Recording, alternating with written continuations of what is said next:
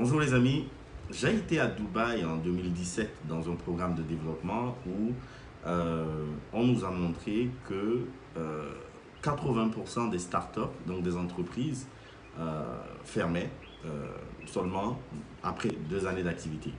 Vous voyez, et quand on a allé fouiller pour comprendre quelles étaient les causes, les raisons profondes qui faisaient qu'on avait ces échecs là aussi rapidement, on est arrivé à comprendre que euh, ne pas offrir un service ou un produit que les consommateurs ou les clients demandaient comptait pour 70% des raisons pour lesquelles les gens échouaient. Voilà. Et pourquoi je vous parle de ça? Je vous parle de ça parce que vous soyez entrepreneur, que vous soyez de la direction marketing, directeur, manager ou bien voilà, chef de produit et tout le reste, vous devez comprendre et surtout savoir détecter le besoin réel pour lequel vous êtes dans le business, pour lequel vous êtes en train de chercher à concevoir un produit, un service, à le mettre sur le marché, et ainsi de suite. Okay? J'ai vu dans mon expérience que beaucoup de personnes font beaucoup de benchmarking. Ça, c'est pas mal.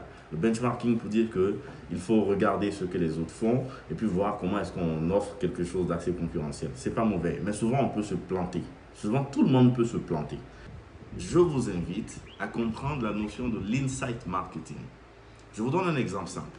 Regardez, tu vois un individu et tu remarques que quand tu es en face de lui et que tu lui parles, il tourne le visage pour te répondre. Il ne peut pas te regarder dans les yeux pour te répondre. Du coup, tu vas te demander, mais attends, écoute, qu'est-ce qui se passe? Ça, c'est une observation. Ce n'est pas encore un insight. Voilà. Et je vous promets que beaucoup de gens vont sortir des idées de produits, de services, d'entreprises sur cette simple observation et vont se planter.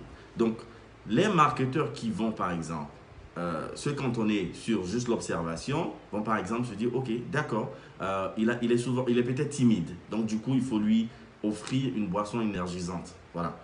Il y a d'autres qui pourraient penser à dire, mais attends, écoute, c'est sûrement culturel. Voilà, il vient sûrement d'un endroit dans le monde où voilà, c'est difficile, tu ne dois pas regarder, c'est pas poli de regarder les gens face à face quand tu parles avec des gens. Donc du coup, ils vont aller penser à un autre type d'approche pour essayer d'emmener cette personne-là à avoir un esprit qui est assez ouvert. On va dire, ok, écoute, cet employé-là, par exemple, on va l'envoyer en expatriation, on va l'envoyer travailler avec d'autres nationalités pour qu'il ait l'esprit ouvert et tout le reste. Mais on peut encore se planter. Et souvent, tu vas aller creuser et tu vas comprendre que c'est parce que cette personne n'a pas confiance en son haleine. Voilà. Peut-être qu'elle n'a pas une bonne haleine. Donc, c'est pour ça qu'elle a du mal à regarder l'individu en face quand elle parle. Et là, maintenant, à quoi vous pensez? Ça sera sûrement un dentifrice, ça sera des produits bucco-dentaires, et ainsi de suite. Donc, vous voyez, 3 types d'approches pour une même observation. Venez à la formation que je donne ce samedi de la stratégie à l'exécution. On va faire un grand focus sur tout ce qu'on appelle insight marketing. Que vous soyez entrepreneur, vous soyez étudiant en marketing, vous soyez des professionnels du marketing, venez, je vous fais comprendre comment est-ce que tu passes d'une observation à un insight.